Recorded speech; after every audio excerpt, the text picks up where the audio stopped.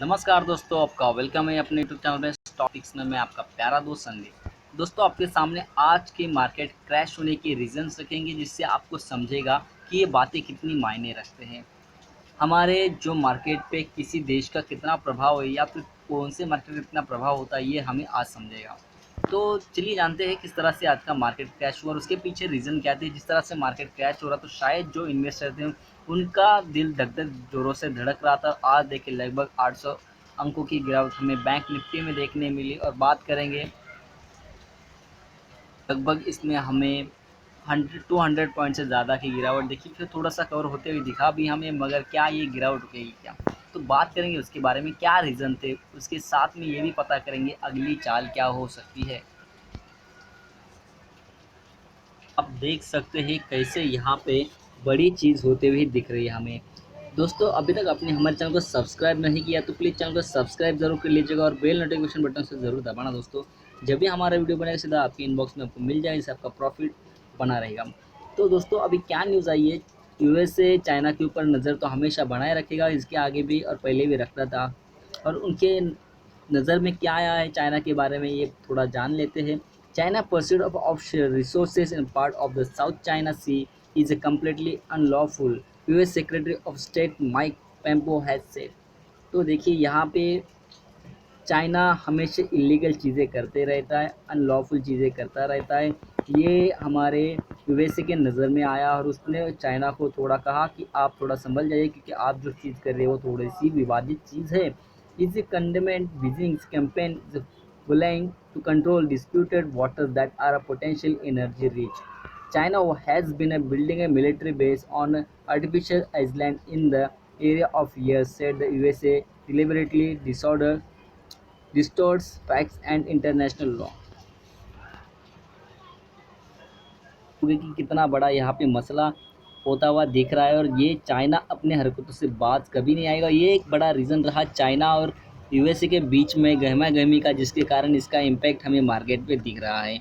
तो जानेंगे हम ऐसा रीज़न जिसके कारण हमें समझ में आ रहा है कि मार्केट में और एक रीज़न था जिसके कारण यहाँ मार्केट में हमें गिरावट दिखने मिली।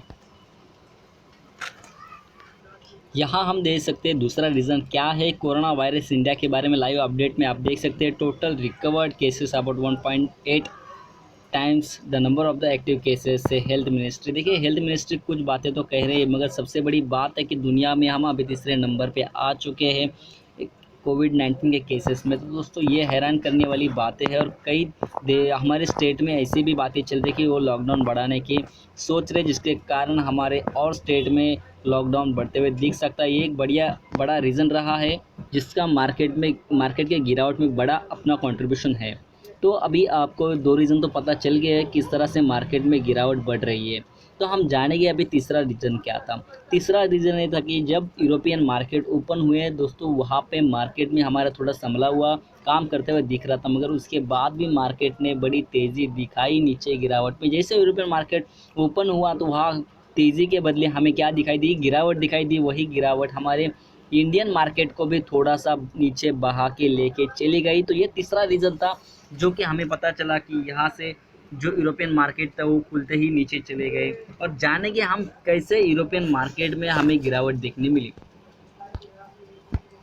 में बड़ी गिरावट दिख रही थी। ये देखिए मैं आपको दिखाने की कोशिश करूँगा। ये देखिए European market are broadly lower today with the shares in the France's offset of the most। The CAC 40 is down 1.93%, while Germany DAX is off 1.68% and London's ETFC 100 is a lower by 0.66%। तो ये गिरावट हमारे देश पे भी, हमारे stock exchange पे भी थोड़ा सा असर छोड़ गई, जिसके कारण हमारा मार्केट तेज़ी के बदले हमें अंत में थोड़ा सा गिरावट दिखाने में दुखद बताया उसने कि यहाँ से थोड़ी आपकी जो अपेक्षा कर रहे होगे आप यहाँ से तेज़ी की, तो शायद वहाँ पे तेज़ी नहीं बनेगी और आपको मार्केट 1:30 के बाद और गिरावट में चला गया। तो बात जानेंगे कि मार्केट नीचे गया तो ठीक है, मगर लगभग हमें 3 बजे के आसपास मार्केट ने 100 पॉइंट का गेन भी करके दिखाया। ये भी अच्छी बात है।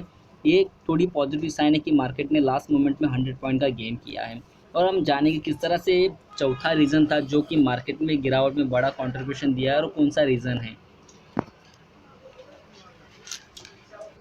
अभी हम देख रहे हैं यहाँ से एडवांस और डिक्लाइंस में कितने शेयर्स और कितनी कंपनियां दिख रही। देखिए एडवांस में मतलब बढ़ने वाली 346 कंपनियां थी और घटने वाली 1250 कंपनियां थी। यहाँ से आपको अंदाज़ा आया होगा कि कितना यहाँ पे 1/4 जो है हिस्सा बढ़ने वाला है और 3/4 यहाँ पे एक घटने वाला है। तो ये बड़ा डिक्लाइनिंग एरिया आज दिखाई दिया हमें, जो कि होना नहीं चाहिए अमूमन। तो देखिए इंडसइंड बैंक भी देखिए 5.5% के आसपास इसमें गिरावट, एक्सिस बैंक 5.5% के ऊपर की गिरावट, जे इंटरटेनमेंट में भी 5% के आसपास की गिरावट और एशर मोटर में 4% के ऊपर की गिरावट।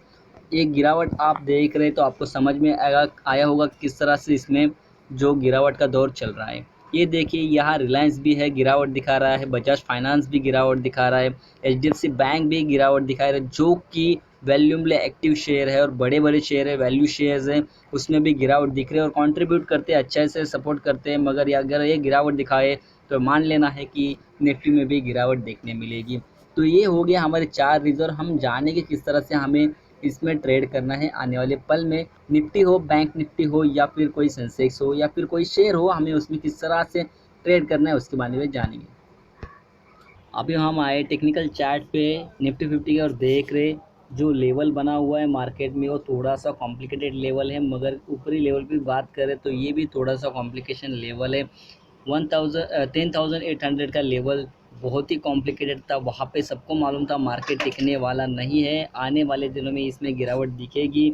जिस तरह से मार्केट ने रेस किया है, देखिए छोटे छोटे पैनल में ये मार्केट ऊपर चला गया था।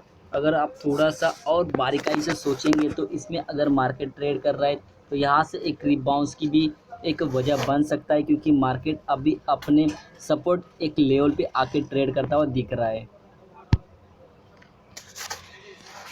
अगर इस लेवल से मार्केट ऊपर बढ़ता है तो आपको फिर से 10,800 के लेवल दिखाएगा।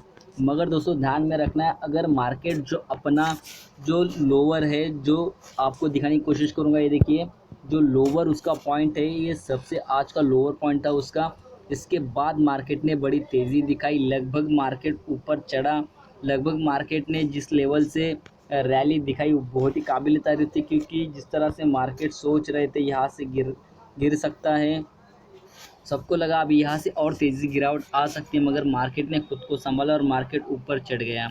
तो लास्ट मोमेंट की हम बात करें 2 मिनट की, तो उसमें भी लगभग मार्केट ने 10 या 15 पॉइंट की गिरावट दिखाई है, मगर इतनी बड़ी गिरावट ने थोड़ा सा यहाँ पे एक रिकवर सा उन्होंने दिखाया है। चलिए हम 15 मिनट पे मार्केट को देखते हैं किस तरह से होल्ड करने की कोशिश की है। देखिए जैसे मैंने कहा कि लास्ट के मिनट में कुछ इसने खुद को रिकवर करने की कोशिश की और डेफिनेटली जो आज का लो बना है वो कल का ओपनिंग बन जाए, या फिर कल से थोड़ा कल यहाँ पे मार्केट थोड़ा नीचे खुले और मार्केट में तेज़ी आ सकती है। मगर ध्यान में रखिए ये गैप डाउन वाला मार्केट था, जिसके कारण आज किसी को कुछ समझ में नहीं आया क्या करना है और मार्केट बड़ी तेज़ी से ढहने लग गया था।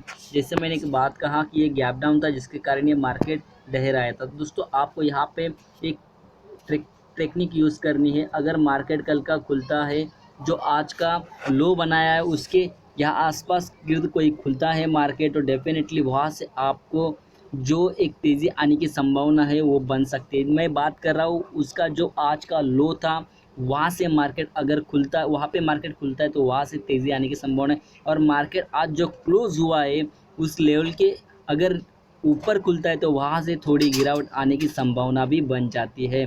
तो संभल के ट्रेड कीजिए, क्योंकि मार्केट अभी भी संभला हुआ नहीं है। और वर्ल्ड सिनेरियो की बात करें तो वर्ल्ड सिनेरियो अभी भी नेगेटिव है।